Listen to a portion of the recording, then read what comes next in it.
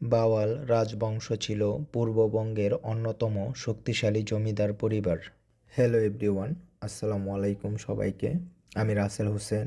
আজ আপনাদের নিয়ে এসেছি গাজীপুরের ইতিহাস আর রহস্যের ঘেরা একটি স্থানে, গাজীপুরের বাওয়াল রাজবাড়ি।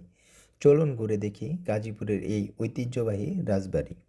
রাজবাড়ির চারপাশ ঘিরে রয়েছে ঘনসবুজ গাছপালা, শান্ত প্রকৃতি আর নির্জলতা। এখানে দাঁড়ালে মনে হয় সময় যেন থেমে গেছে। ইতিহাসের গন্ধ চারদিকে ছড়িয়ে থাকে। রাজবাড়ির চারপাশটা যেন এক টুকরো শান্ত স্বর্গ। চারদিকে গাছের ছায়া, আর এর মাঝে ভেসে আসে পাখির কিচিরমিচির শব্দ। মনে হয় প্রকৃতি যেন আপনাকে আলতো করে জড়িয়ে ধরেছে।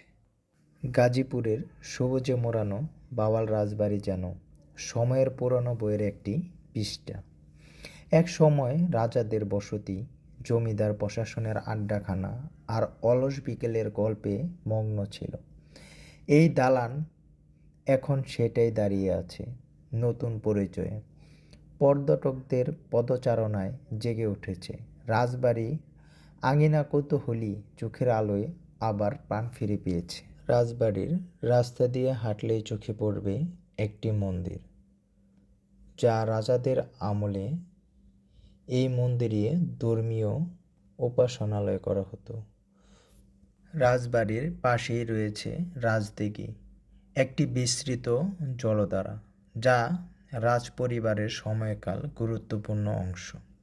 এখানে দাঁড়ালে জলের নিরিবিলি ঢেউ আর পাখির ডাক আপনাকে মুহূর্তেই শান্ত করে দেয়।